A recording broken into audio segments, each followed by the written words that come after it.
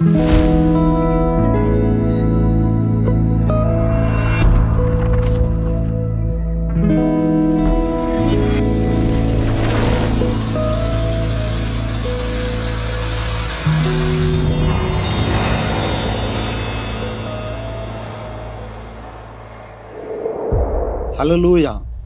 கர்த்தருடைய பரிசுத்த நாமத்திற்கு மகிமை உண்டாவதாக. இந்த ஆன்லைன் மூலமாய் உங்களை சந்திப்பதிலே மிகுந்த மகிழ்ச்சி அடைகிறேன். வள்ளியூர் மத்திப படைசலத்தின் சார்பாக உங்களுக்கு என்னுடைய வாழ்த்துதலையும் வணக்கத்தையும் நான் தெரிவித்துக் கொள்கிறேன். கண்களை மூடி ஜெபம் செய்து இந்த ஆராதனைக்குள்ளே நாம் பிரவேசிப்போம். மகா உன்னதங்களில் வாசம் செய்கிற எங்கள் அன்பு நிறைந்த நல்ல பிதாவே, இந்த மகிழ்ச்சி நிறைந்த இந்த காலை பொழுதுக்காக உம்மை நாங்கள் துதிக்கிறோம், உம்மை நாங்கள் ஸ்தோத்தரிக்கிறோம் ஐயா. கடந்த இரவு முழுவதும் கர்த்தர் எங்களோடு கூட இருந்தீர், எங்களை பாதுகாத்தீர், எங்களை ஆசீர்வதித்தீர், எங்களை நடத்தி வந்தீர். உமக்கு ஸ்தோத்திரம். இந்த ஆன்லைன் மூலமாய் ஆண்டவரே உம்மை நாங்கள் மகிமைப்படுத்தவும், உம்முடைய நாமத்தை துதிக்கவும், ஆண்டவரே உம்மை போற்றவும் புகழவும் எங்களுக்கு தந்த இந்த நல்ல சிலாக்கியத்திற்காக உமக்கு நாங்கள் நன்றி செலுத்துகிறோம். இந்த ஆராதனையை கர்த்தர் பொறுப்படுத்திக் கொள்ளும். இந்த ஆராதனையை கர்த்தர் ஆசீர்வதித்து தாரும். பாகமெடுக்கிற ஒவ்வொரு தேவ பிள்ளைகளையும் கர்த்தர் வல்லமையாய் பயன்படுத்தும். இதை பார்த்து கொண்டிருக்கிற அனைவரையும் கர்த்தர் ஆசீர்வதிப்பீராக. இந்த ஆராதனையின் மூலமாய் ஒவ்வொருவரும் விடுதலையையும் சமாதானத்தையும் ஆசீர்வாதத்தையும் பெற்றுக்கொள்ள கர்த்தர் அனுக்கிரகம் செய்யும். நீர் மாத்திர மகிமைப்படும். இயேசுவின் நாமத்தில் கேட்கிறோம் ஜீவனுள்ள நல்ல பிதாவே. ஆமேன், ஆமேன், ஆமேன். ஆராதனைக்கு ஆரம்ப பாடலாக நமது பாடல் புத்தகத்தில் 243வது பாடலை நாம் பாடுவோமாக. மீண்டும் பாடுவோம் மீட்பரன்பை, என்றும் அவன் பழியானதே, வெட்டுண்ட தேவாட்டு குட்டியின் இரத்தத்தை வாழ்த்தை புகழுவோம். இயேசுவின் இரத்தத்தால் சுத்திகரிப்பு நமக்குண்டு. அல்லேலூயா! இயேசுவின் இரத்தத்தால் சுத்திகரிப்பு நமக்குண்டு.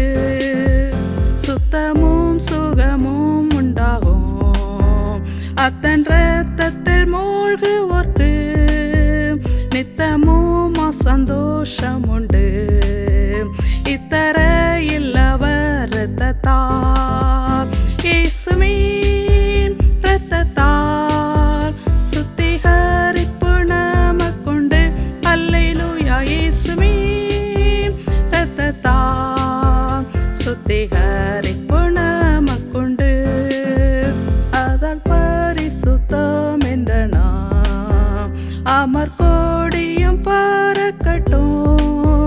அந்தத்தில் அவர் கையில் நின்று அழகான கிரீடம் பெறுவோம். இயேசுவின் இரத்தத்தால் சுத்திகரிப்பு நமக்குண்டு. அல்லேலூயா! இயேசுவின் இரத்தத்தால் சுத்திகரிப்பு நமக்குண்டு. மகா இரக்கமும் கிருபை நிறைந்தங்கள் ஆண்டவரே, இந்த நல்ல நாளுக்காகவும் கோடாகோடி சோத்திரம் ஆண்டவரே. இந்த வேளையிலையும் என்ன நோக்கத்தோடு கூட நாங்கள் இந்த இடத்திலே வந்து உம்மை தொழுது கொள்ள இருக்கிறோம் என்பதை நீர் அறிகிறீர் சுவாமி. இணையதள வழி மூலமாக இது கேட்டுக்கொண்டிருக்கிறதான அருமையான பிள்ளைகளுக்காக சோத்திரம் சுவாமி. அவர்கள் இந்த அருமையான இந்த நிகழ்ச்சியை பார்த்து கொண்டும் கேட்டுக்கொண்டும் இருக்கிற சிறியவர்கள், பெரியவர்கள், முதியவர்கள், வாலிபர்கள், வாலிப சகோதரிகள் அனைவரையும் நீர் எடுத்து உபயோகப்படுத்த வேண்டுமாய் கெஞ்சுகிறோம். அவர்கள் இதில் மூலமாக கேட்கிறதான இந்த ஆசீர்வாதங்களை ஆண்டவரை அவர்கள் பெற நீர் கிருபை செய்ய வேண்டுமாய் கெஞ்சுகிறோம். ஒவ்வொருவரையும் தனித்தனியாக பேர் பேராக ஆசீர்வதியும். இந்த மாகாணத்தை நீர் ஆசீர்வதிக்க வேண்டுமாய் கெஞ்சுகிறோம். நடக்கிறதான ஒவ்வொரு ஊழியங்களுக்காக சோத்திரம். ஒவ்வொரு ஊழியத்திலும் உமது கிருபை இருந்து வழிநடத்த வேண்டுமாய் மீட்பரும் இரட்சகருமாய் இயேசு கிறிஸ்து மூலம் வேண்டேன். இரக்கம் நிறைந்த பரமபிதாவே, யாவரும் இப்பொழுது பரமண்டல ஜெபத்தை செய்வோமாக. பரமண்டலங்களுக்கு எங்கள் பிதாவே, உமது ராஜ்யம் வருவதாக, உம்முடைய சித்தம் பரலோகத்திலே செய்யப்படுவது போல பூமியிலே செய்யப்படுவதாக. எங்களுக்கு வேண்டிய ஆகாரத்தை இன்று அன்றன்னைக்கு எங்களுக்கு தாரும். எங்கள் கடன்களை நாங்கள் மன்னிக்கிறது போல எங்கள் பாவ கடன்களை நீர் எங்களுக்கு மன்னியும். எங்களை சோதனைக்குட்படுத்தாமல் தீமையின்றி ரட்சித்துக் கொள்ளும். ராஜ்யமும் வல்லமை மகிமை என்றென்றைக்கும் உடையவளே. ஆமென். ஹல்லேலூயா. இன்று வாசிக்கும்படியாக தெரிந்து கொண்ட வேதாகம பகுதி 3 யோவான் 1 முதல் 8 வரை உள்ள வசனங்கள். மூப்பனாகிய நான் சத்தியத்தின்படி நேசிக்கிற பிரியமான காயுக்கு எழுதுகிறதாவது, பிரியமானவனே, உன் ஆத்துமா வாழ்கிறது போல நீ எல்லாவற்றிலும் வாழ்ந்து சுகமாய் இருக்கும்படி வேண்டுகிறேன். சகோதரர் வந்து நீ சத்தியத்தில் நடந்து கொள்கிறாய் என்று உன்னுடைய உண்மையை குறித்து சாட்சி கொடுத்தபோது மிகவும் சந்தோஷப்பட்டேன்.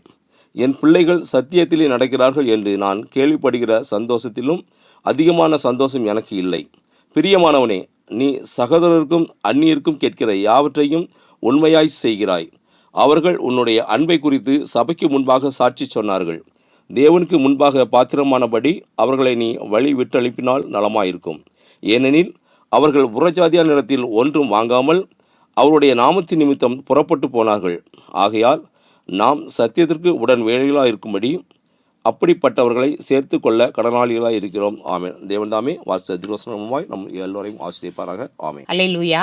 இந்த இடத்திலே சாட்சியை பகிர்ந்து கொள்வதற்காக நான் வந்திருக்கிறேன். வள்ளியூர் சென்ட்ரல்கோலிருந்து வந்திருக்கிறேன். என்னுடைய பேர் சாந்தி. நான் சாட்சியை பகிர்ந்து கொள்வதற்காக அந்த இடத்திலே தேவன் எனக்கு தந்த பிரதான ஸ்லாக்கியத்துக்காக கடவுளை சோஸ்தரிக்கிறேன். நன்றியுள்ளவளாக காணப்படுகிறேன். கடந்த நாட்களிலே என் வலது கையானது பலவிதமான வலியினால் இருந்தது. அந்த வலியினால் ரொம்ப அவதிப்பட்டு பல இடத்துக்கு ஆஸ்பத்திரிக்கு போனது உண்டு. ஆனாலும் கடவுள் பெரியவர் என்றதை நான் உணர்ந்து கொண்டேன். எந்த நேரத்திலும் சாட்சியை நான் பகிர்ந்து கொள்வேன். ஆனாலும் தேவன் எனக்கு எங்கள் வள்ளியூர் ஆலயத்திலே வெள்ளிக்கிழமை தோறும் ஒரு ஃபாஸ்டிங் ப்ரேயர் நடக்கும். அந்த ஃபாஸ்டிங் ப்ரேயர்லே நான் ஒரு பொருத்தனையாக வைத்து ஒரு ஜெபித்துதான் சமயத்திலே தேவன் எனக்கு பெரிய ஒரு அற்புதத்தை செய்தார். அந்த இடத்திலே எனக்கு அந்த வலியானது பெரிய வலி, நிறைய ஆஸ்பத்திரிக்கு போயிருக்கிறேன். ஆனாலும் தேவன் எனக்கு அந்த இடத்துல அந்த வலி இந்நாள் வரைக்கும் இல்லாதபடி அந்த ஃபாஸ்டிங் ப்ரேயர் நான் அடிக்கடி மிந்தி போக மாட்டேன். இடையில மே மாதம் ஃபுல்லாக நான் போயிட்டு இருந்தனால எனக்கு அந்த வலியானது கம்ப்ளீட்டாக இப்போது இல்லாமல் இருக்கிறது. நிறைய பேர் நிறைய சபைகளுக்கு போகிறாங்க. ஆனால் நான் என் சபையிலே, நான் பிறந்து வளர்ந்ததான சபையிலே ஃபாஸ்டிங் ப்ரேயர்லே போய் அந்த விசுவாசத்தோடு அந்த ஜெபத்தை ஏறெடுத்ததுனால எனக்கு தேவன் பெரிதான ஒரு கிருபையை தந்து அந்த வலி இந்நாள் வரைக்கும் இல்லாதபடி செய்த தேவனுக்கு கொடான கோடி நன்றியை சொல்லிக் கொள்கிறேன். எனக்கு 3 பிள்ளைகள் உண்டு. நாங்கள் ஒரு டீ கடை வைத்திருக்கிறோம். கடவுள் எங்களையும் எங்கள் குடும்பத்தையும் இந்நாள் வரைக்கும் கண்ணியின் மணியை போல பாதுகாக்கிறாங்க. எங்கள் பிள்ளைகளுக்கு திருமணம் ஆகி மருமகள் கன்சீவாக இருக்கிறாள். அதுக்காகவும் நல்லபடியாக ஒரு சுக பிரசவத்தை பிரசவிக்க நீங்கள் எல்லாரும் எங்கள் குடும்பத்துக்காகவும் எங்களுக்காகவும் ஜெபிக்குமாறு தயவாய் உங்கள்கிட்ட கேட்டுக்கொண்டு என் சிறிய சாட்சியை முடித்துக் கொள்கிறேன். ஆமென்.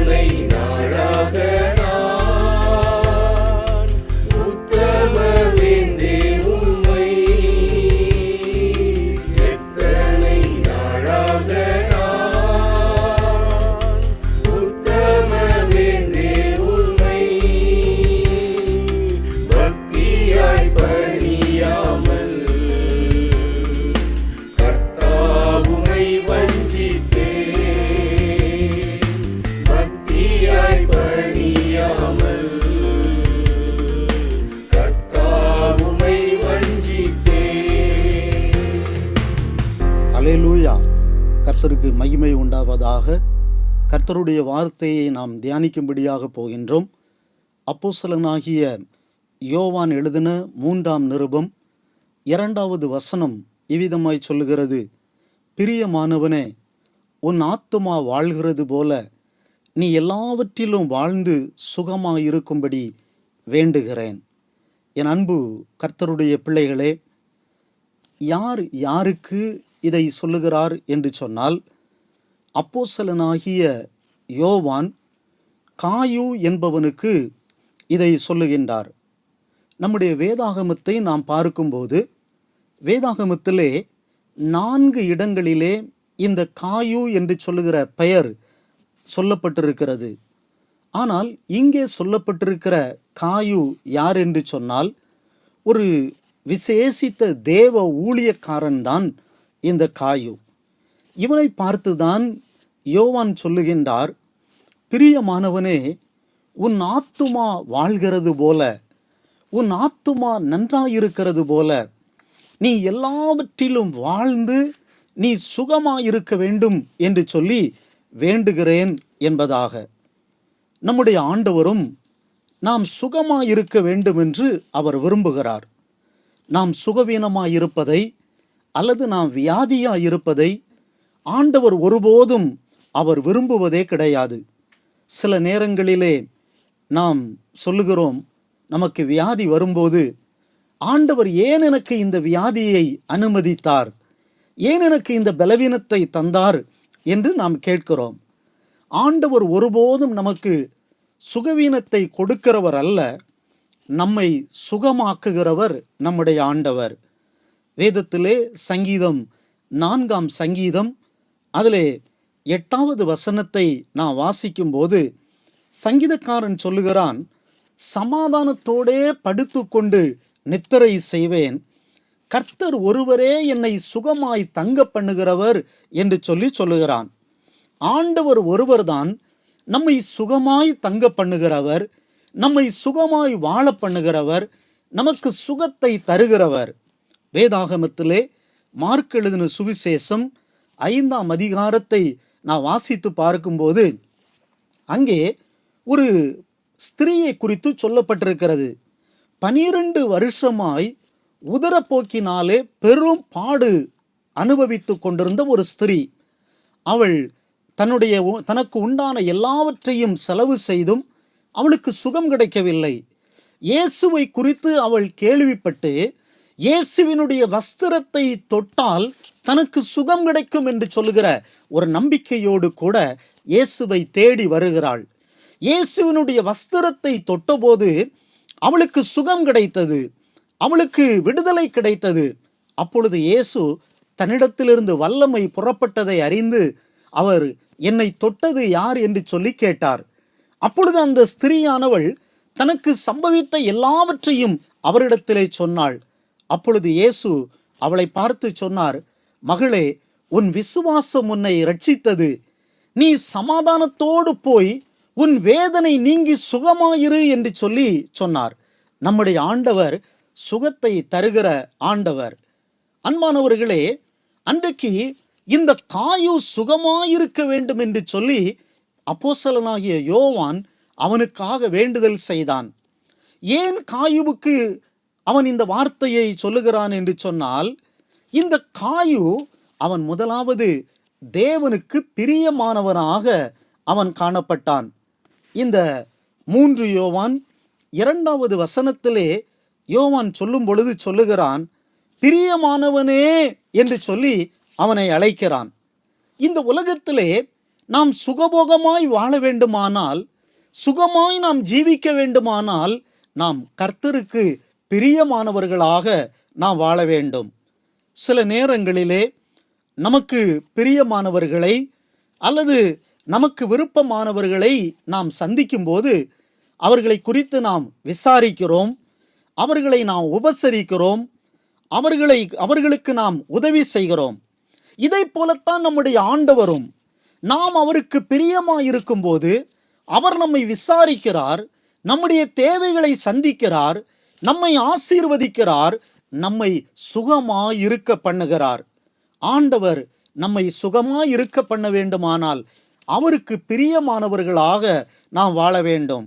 வேதாகமத்திலே தானியேலின் புஸ்தகம் 9ஆம் அதிகாரம் 23ஆம் வசனத்தை வாசிக்கும் போது வேதம் சொல்லுகிறது, தானியேல் கர்த்தருக்கு பிரியமானவனாய் இருந்தான் என்று சொல்லப்பட்டிருக்கிறது. எபிரெயர் 11ஆம் அதிகாரம் 5ஆம் வசனத்தை வாசிக்கிற வேளையிலே ஏனோக்கை குறித்து சொல்லப்பட்டிருக்கிறது. இந்த ஏனோக்கு கர்த்தருக்கு பிரியமானவன் என்று சொல்லப்பட்டிருக்கிறது. இந்த தானியேலை போல, இந்த ஏனோக்கை போல, இந்த காயுவை போல நாமும் கர்த்தருக்கு பிரியமானவர்களாக நாம் வாழ வேண்டும். ஆண்டவருக்கு பிரியமானவர்களாக நாம் மாறுவது எப்படி? வேதத்திலே ரோமர் 14ஆம் அதிகாரம் 18வது வசனத்திலே சொல்லப்பட்டிருக்கிறது, கிறிஸ்துவுக்கு ஊழியம் செய்கிறவன் தேவனுக்கு பிரியமாயிருக்கிறான் என்று சொல்லப்பட்டிருக்கிறது. அப்படி என்று சொன்னால் நாம் ஒவ்வொருவரும் தேவனுக்கு ஏதாவது ஒரு விதத்திலே நாம் ஊழியம் செய்ய வேண்டும். அப்படி நாம் செய்யும் போது ஆண்டவருக்கு பிரியமானவர்களாக ஆண்டவர் நம்மை மாற்றுவார். அன்றைக்கு இந்த காயுவுக்கு யோவான் இந்த வார்த்தையை சொல்லுவதற்கு காரணம், முதலாவது இந்த காயு கர்த்தருக்கு பிரியமானவனாய் அவன் காணப்பட்டான். இரண்டாவது வேதம் சொல்லுகிறது, அவன் சத்தியத்திலே நடக்கிறவன் என்று சொல்லி வேதம் சொல்லுகிறது. அந்த 3 யோவானின் புஸ்தகம் 3ஆம் வசனத்திலே சொல்லப்பட்டிருக்கிறது, சகோதரர் வந்து நீ சத்தியத்தில் நடந்து கொள்ளுகிறாய் என்று உன்னுடைய உண்மையை குறித்து சாட்சி கொடுத்த போது மிகவும் சந்தோஷப்பட்டேன் என்று சொல்லி அங்கே சொல்லப்பட்டிருக்கிறது. இந்த உலகத்திலே நாம் ஆசீர்வாதமாய் வாழ வேண்டுமானால், நாம் சுகமாய் ஜீவிக்க வேண்டும் என்று சொன்னால் சத்தியத்திலே நாம் நடக்க வேண்டும். இன்றைக்கு அநேகர் மனம் போன போக்கிலே இன்றைக்கு நடந்து கொண்டிருக்கிறார்கள். சிலர் உலக ஆசையின் வழியாய் நடந்து கொண்டிருக்கின்றார்கள். சிலர் துன்மார்க்கருடைய வழியிலே நடந்து கொண்டிருக்கின்றார்கள். சிலர் பாவ வழியிலே நடந்து கொண்டிருக்கின்றார்கள். நாம் நடக்க வேண்டிய வழிகள் அதுவல்ல. நாம் சத்தியத்திலே நாம் நடக்க வேண்டும். சத்தியம் என்றால் என்ன? வேதம் சொல்லுகிறது, வசனம்தான் சத்தியம், வேதம்தான் சத்தியம் என்று சொல்லப்பட்டிருக்கிறது. யோவான் 14ஆம் அதிகாரம் அதிலே 6வது வசனத்தை வாசிக்கும் பொழுது ஆண்டவராகிய இயேசு கிறிஸ்து சொன்னார், நானே வழியும் சத்தியமும் ஜீவனுமாயிருக்கிறேன் என்று சொல்லி. நம்முடைய ஆண்டவர் தான் நமக்கு சத்தியம். அவர் அருளின வேத வசனம்தான் நமக்கு சத்தியம். அதிலே நாம் நடக்க வேண்டும். 26ஆம் சங்கீதம் 3ஆம் வசனத்திலே நாம் பார்க்கும் பொழுது சங்கீதக்காரன் அங்கே சொல்லுகின்றான், ஆண்டவரே உம்முடைய கிருபை என் கண்களுக்கு முன்பாக இருக்கிறது, உம்முடைய சத்தியத்திலே நான் நடந்து கொள்ளுகிறேன் என்று சொல்லுகிறான். சங்கீதக்காரனை போல நாமும் சத்தியத்திலே நடப்போம் என்று சொன்னால் இந்த உலகத்திலே நாம் சுகமாய் நாம் வாழ்ந்து செழித்திருக்க முடியும். அன்றைக்கு காயுவுக்கு யோவான் இந்த வார்த்தையை சொல்லுவதற்கு 3வது காரணம் என்னவென்றால், இந்த காயு உண்மையுள்ளவனாக அவன் காணப்பட்டான். 3 யோவான் 3வது வசனத்திலே சொல்லப்பட்டிருக்கிறது, சகோதரர் வந்து நீ சத்தியத்திலே நடந்து கொள்ளுகிறாய் என்று உன்னுடைய உண்மையை குறித்து சாட்சி கொடுத்த போது மிகவும் நான் சந்தோஷம் பட்டேன் என்று சொல்லுகிறார். அவருடைய உண்மையை குறித்து சாட்சி கொடுத்த போது, அன்பிற்குரியவர்களே, உண்மையுள்ளவர்களை ஆண்டவர் சுகமாய் வாழ பண்ணுகிறார். இன்றைக்கு தேசத்திலே உண்மையுள்ளவர்களை பார்க்க முடிகிறதில்லை. உண்மையுள்ளவர்கள் குறைந்திருக்கிறார்கள். பேச்சிலே உண்மை இல்லை, செய்கையிலே உண்மை இல்லை, நடக்கையிலே உண்மை இல்லை. அன்பானவர்களே, உண்மையுள்ளவர்களாக இந்த உலகத்திலே நாம் வாழ வேண்டும். அன்றைக்கு காயு உண்மையுள்ளவனாக இருந்தான். அவனை குறித்து மற்றவர்கள் சாட்சிகரித்தார்கள். அவன் உண்மையுள்ளவன் என்று சொல்லி சாட்சிகரித்தார்கள். நாமும் உண்மையுள்ளவர்களாக நடக்க வேண்டும். 1 சாமுவேல் 22வது அதிகாரம் அதில் 14வது வசனத்தை வாசிக்கும் போது தாவீதை குறித்து அங்கே சொல்லப்பட்டிருக்கிறது. தாவீது உண்மையுள்ளவனாயிருந்தான் என்று சொல்லப்பட்டிருக்கிறது. தானியேல் 6ஆம் அதிகாரம் 4ஆம் வசனத்தை வாசிக்கும் பொழுது தானியேல் உண்மையுள்ளவனாய் இருந்தான் என்று சொல்லி வேத வசனம் சொல்லுகிறது. எபிரேயர் 3ஆம் அதிகாரம் 5ஆம் வசனத்தை வாசிக்கும் பொழுது மோசேயை குறித்து சொல்லப்பட்டிருக்கிறது. என்னுடைய தாசனாகிய மோசேயோ என்னுடைய வீட்டில் எங்கும் உண்மையுள்ளவனாய் இருந்தான் என்பதாக. உண்மையுள்ளவர்களுக்கு ஆண்டவர் ஆசீர்வாதத்தை கொடுக்கின்றார். நீதிமொழிகள் 28ஆம் அதிகாரம் 20ஆம் வசனம் சொல்லுகிறது, உண்மையுள்ள மனுஷன் பரிபூரண ஆசீர்வாதங்களை பெறுவான் என்று சொல்லி அங்கே சொல்லப்பட்டிருக்கிறது. எனவே இந்த உலகத்திலே நாம் உண்மையுள்ளவர்களாக நாம் நடக்க வேண்டியது அவசியமாயிருக்கிறது. இந்த உலகத்திலே நாம் சுகமாயிருக்க வேண்டுமானால், நாம் பிழைத்திருக்க வேண்டுமானால், நாம் சுகித்திருக்க வேண்டுமானால், நம்முடைய ஆத்துமா வாழ்கிறது போல நாம் சுகமாய் வாழ வேண்டும் என்று சொன்னால் நாம் உண்மையுள்ளவர்களாக நாம் வாழ வேண்டும். காயு அன்றைக்கு உண்மையுள்ளவனாய் இருந்தான். 4வது வேத வசனம் சொல்லுகிறது, காயு அவன் அன்புள்ளவன் என்று சொல்லி சொல்லப்பட்டிருக்கிறது. 3 யோவான் அதிலே 6வது வசனத்தை வாசிக்கும் பொழுது அங்கே சொல்லப்பட்டிருக்கிறது, அவர்கள் உன்னுடைய அன்பை குறித்து சபைக்கு முன்பாக சாட்சி சொன்னார்கள். தேவனுக்கு முன்பாக பாத்திரமானபடி அவர்களை நீ வழிவிட்டு அனுப்பினால் நலமாயிருக்கும் என்று சொல்லி இங்கே சொல்லப்பட்டிருக்கிறது. பிரியமானவர்களே, காயு அவன் மிகவும் அன்புள்ளவனாக காணப்பட்டான். அவனுடைய அன்பை குறித்து ஜனங்கள் சாட்சிகரித்தார்கள் என்று சொல்லி வேதம் சொல்லுகிறது. எனவேதான் அப்போஸ்தலனாகிய யோவான் அவனுக்காக வேண்டுதல் செய்கிறான், அவன் சுகமாயிருக்க வேண்டும் என்று சொல்லி. பிரியமானவர்களே, இன்றைக்கு நாமும் இந்த உலகத்திலே சுகமாயிருக்க வேண்டுமானால் அன்புள்ளவர்களாக நாம் காணப்பட வேண்டும். ஏனென்றால் நம்முடைய தேவன் அவர் அன்புள்ளவர், அவர் நம்மையெல்லாம் நேசிக்கிறவர், இந்த உலகத்தை அவர் நேசிக்கிறவர். அவர் நம்மையெல்லாம் நேசித்தபடியினால்தான், இந்த உலகத்தை அவர் நேசித்தபடியினால்தான் தம்முடைய ஒரே குமாரனை இந்த உலகத்திற்காக அவர் ஒப்பு கொடுத்தார். அந்த ஆண்டவர் இன்றைக்கு நம்மிடத்திலும் அவர் அன்பை இன்றைக்கு எதிர்பார்க்கிறார். நம்மிடத்தில் இன்றைக்கு தெய்வீக அன்பு இன்றைக்கு இல்லை. மாயையான உலக அன்புடையவர்களாகவே இன்றைக்கு நாம் வாழ்ந்து கொண்டிருக்கின்றோம்.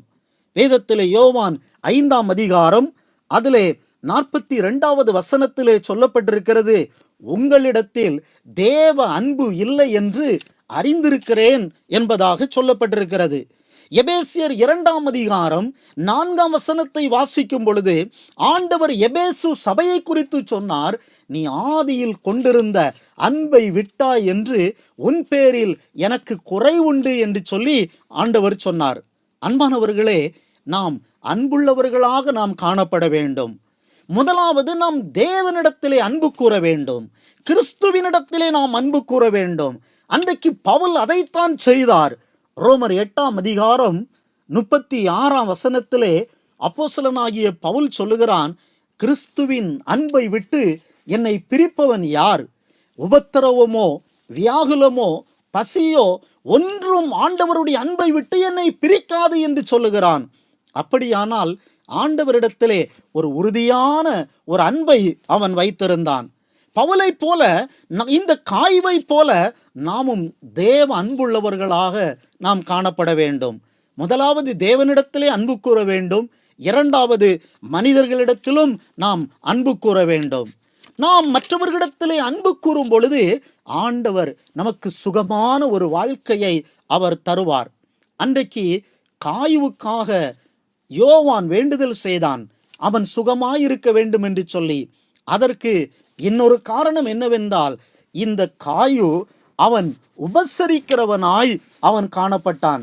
வேதாகமத்திலே ரோமர் 16ஆம் அதிகாரத்தை வாசித்து பார்க்கும் பொழுது அங்கே 23வது வசனத்திலே சொல்லப்பட்டிருக்கிறது, என்னையும் சபை அனைத்தையும் உபசரித்து வருகிற காயு என்று சொல்லி இங்கே சொல்லப்பட்டிருக்கிறது. இன்றைக்கு இந்த உலகத்திலே நாம் பார்க்கும் பொழுது அநேகருக்கு இந்த உபசரிக்கிற பழக்கம் இன்றைக்கு இல்லை. தன்னுடைய வீட்டிற்கு வருகிற விருந்துக்காரர்களை, அல்லது தன்னுடைய வீட்டிற்கு வருகிற தேவ பிள்ளைகளை, அல்லது தன்னுடைய வீட்டிற்கு வருகிற ஊழியக்காரர்களை உபசரிப்பதற்கு இன்றைக்கு அநேகருக்கு தெரிவதில்லை. அன்பானவர்களே, உபசரிப்பதிலே இந்த காய்வை போல நாம் சாட்சியாய் நாம் இருக்க வேண்டும். வேதாகமத்தில் அப்போஸ்தலர் நடபடிகள் 18ஆம் அதிகாரம் 2-3 வசனங்களை வாசிக்கும் பொழுது அங்கே ஆக்கில்லா பிரிஸ்கில்லாவை குறித்து அங்கே சொல்லப்பட்டிருக்கிறது. இவர்கள் உபசரிக்கிற குணமுள்ளவர்களாக இவர்கள் இருந்தார்கள். வேதம் சொல்லுகிறது, அவர்களுக்கு முன்பின் தெரியாத பவுலை அவர்கள் தன்னுடைய வீட்டிலே ஏற்றுக்கொண்டு 1 வருடமும் 6 மாதங்களும் அவனை தன் வீட்டிலே தங்க வைத்து அவனை உபசரித்தார்கள் என்று சொல்லி வேதம் தெளிவாக சொல்லுகிறது. எனக்கு பிரியமானவர்களே, நாமும் மற்றவர்களை உபசரிக்கிறவர்களாக நாம் காணப்பட வேண்டும். அன்றைக்கு இந்த காயுவை பார்த்து அப்போஸ்தலனாகிய யோவான் சொல்லுகிறான், பிரியமானவனே, உன் ஆத்துமா வாழ்கிறது போல நீ எல்லாவற்றிலும் வாழ்ந்து சுகமாயிருக்கும்படி வேண்டுகிறேன் என்று சொன்னான். அதற்கு காரணம் என்னவென்று சொன்னால், இந்த காயு அவன் முதலாவது பிரியமானவனாயிருந்தான், 2வது சத்தியத்திலே நடக்கிறவனாயிருந்தான், 3வது உண்மையுள்ளவனாயிருந்தான், 4வது அன்புள்ளவனாயிருந்தான், 5வது உபசரிக்கிறவனாய் காணப்பட்டான். எனவேதான் யோவான் அவனுக்காக வேண்டுதல் செய்தார். நாமும் இந்த காயுவை போல கர்த்தருக்கு பிரியமானவர்களாய் இந்த உலகத்திலே வாழுவோமானால், சத்தியத்தின்படி நடப்போமானால், உண்மையுள்ளவர்களாய் ஜீவிப்போமானால், தெய்வீக அன்பை தரித்து கொள்ளுவோமானால், மற்றவர்களை உபசரிக்கிற குணமுள்ளவர்களாய் இருப்போமானால், நாமும் இந்த உலகத்திலே சுகபோகமாய் இந்த உலகத்திலே நாம் வாழ முடியும்.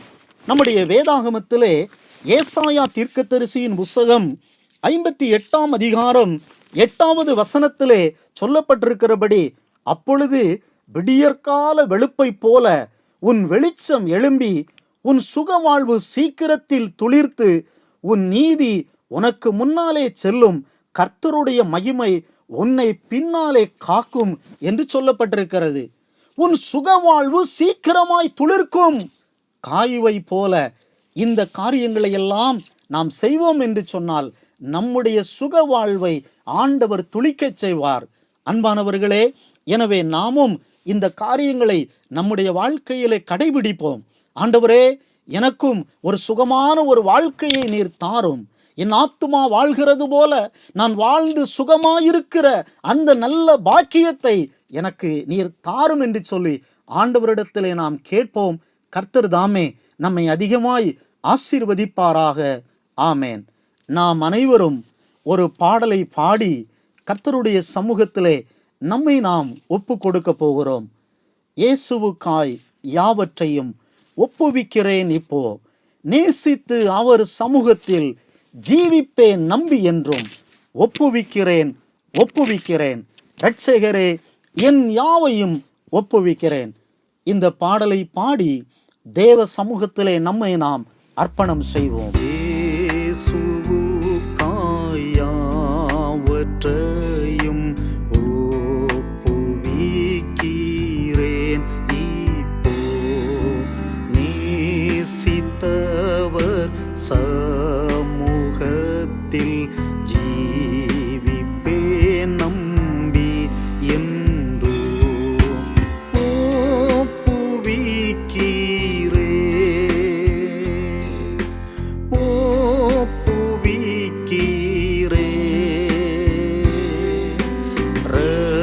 இரட்சகரே என் யாவையும் ஒப்புவிக்கிறேன்.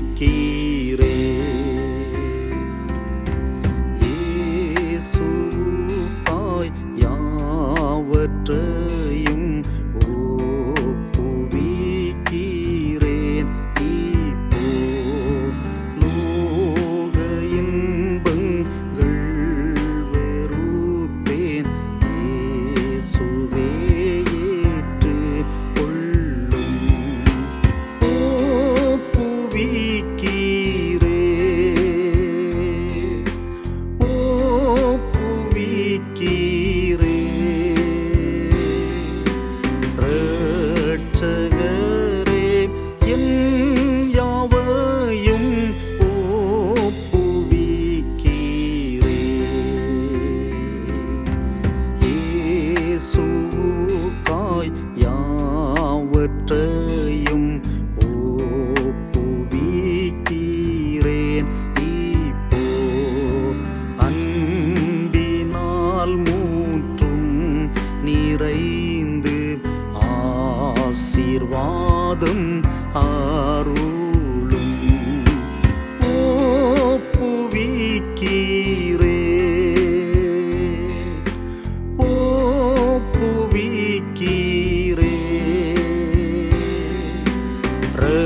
இரட்சகரே என் யாவையும் ஒப்புவிக்கிறேன்.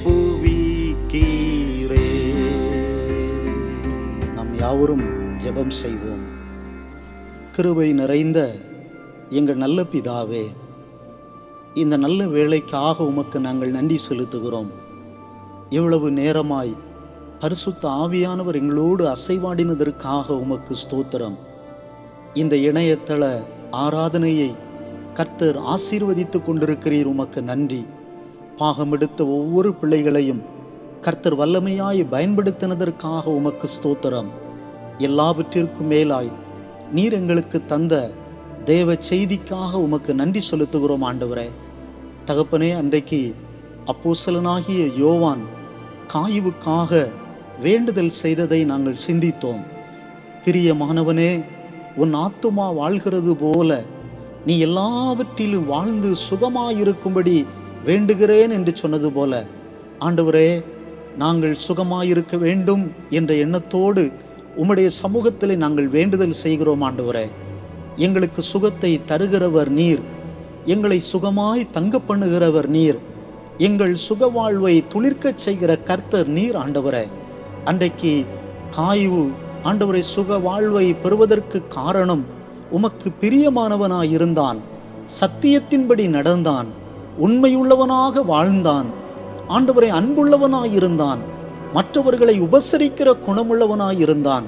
அதுபோல நாங்களும் இந்த உலகத்திலே வாழ இந்த குணங்களையெல்லாம் நாங்கள் தரித்து கொள்ள கர்த்தர் எங்களுக்கு உதவி செய்வீராக. ஆண்டவரே, இந்த ஆராதனையை இணையதளத்தின் மூலமாய் பார்த்து கொண்டிருக்கிற ஒவ்வொரு மக்களுக்காக நாங்கள் ஜெபிக்கிறோம்.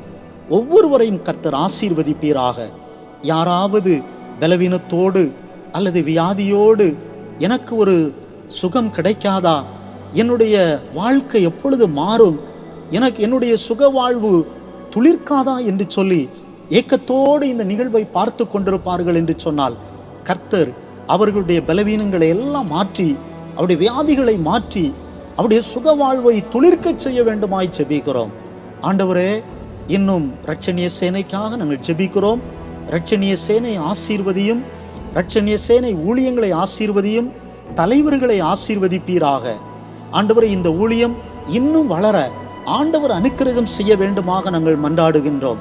குறிப்பாக ஆண்டவரே, இணையதளத்தின் மூலமாய் நடக்கின்ற இந்த ஊழியங்களுக்காக நாங்கள் ஜெபிக்கின்றோம். இந்த ஊழியங்களை ஆசீர்வதியும். ஆண்டவரே, இந்த ஊழியங்களின் மூலமாய் அநேக மக்கள் உம்மை அறிந்து கொள்ளவும், அநேக ரட்சிக்கப்படவும், உம்முடைய பிள்ளைகளாக மாறவும் கர்த்தர் அனுக்கிரகம் செய்ய வேண்டுமாக நாங்கள் ஜெபிக்கின்றோம். ஆண்டவரே, உலகத்தின் பல்வேறு இடங்களிலே இருந்து இந்த நிகழ்வை பார்த்து கொண்டிருக்கிற அனைத்து மக்களையும் கர்த்தர் ஆசீர்வதியும். தொடர்ந்து உம்முடைய மெய் பிரசன்னம் எங்கள் அனைவரோடும் கூட தங்கி இருக்கட்டும். இயேசுவின் நல்ல நாமத்தில் ஜெபிக்கிறோம் எங்கள் ஜீவனுள்ள நல்ல பிதாவே. ஆமேன், ஆமேன். ஆசீர்வாத ஜெபம். நம்முடைய கர்த்தராகிய இயேசு கிறிஸ்துவின் கிருபையும் பிதாவாகிய தேவனுடைய அன்பும் பரிசுத்த ஆவியானவருடைய ஐக்கியமும் சிநேகமும் ஆசீர்வாதமும் இன்றும் என்றும் சதா காலமும் உங்கள் அனைவரோடும் தங்கியிருப்பதாக. ஆமேன், ஆமேன், ஆமேன்.